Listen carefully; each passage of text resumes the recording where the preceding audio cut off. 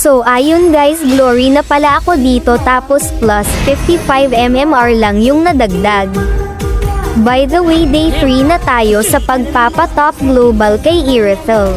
200 na pala matches ko kay Irithel. Dito kung kayo dapat marunong kayo mag last hit ng minions kagaya sa ginagawa ko.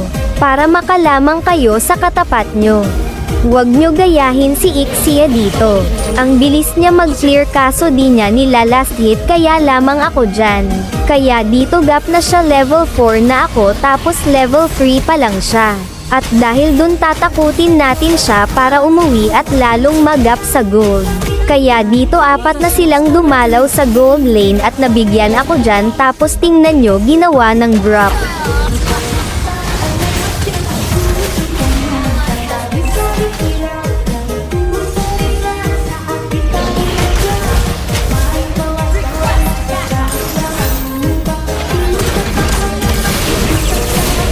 Tumipi ba naman ako, wag ako boy.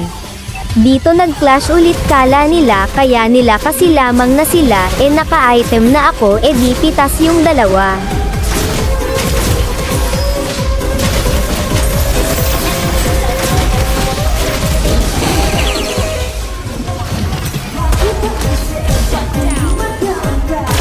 Dito tamang abang lang yung Kufra akala ng Ixia mag-isa ako pumalag.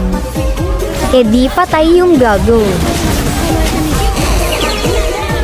Dito nagpa-farm lang ako kaso pumalag yung Arlet masyadong aggressive kaya sumali na ako. Katie na rin ni Kagura kaso may rose gold ako kaya pitas kayong dalawa.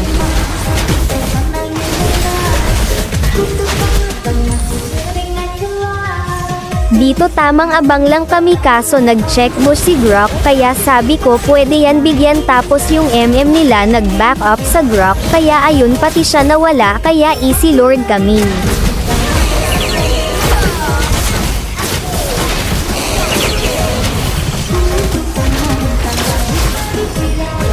Tingnan nyo gagawin ng Grok.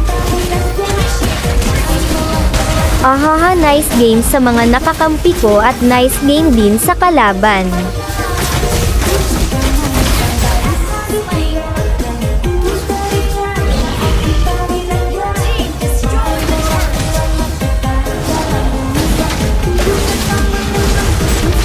See you sa day 4 sa pagpapatop global natin kay Irithel. Thanks guys sa inyo, bye!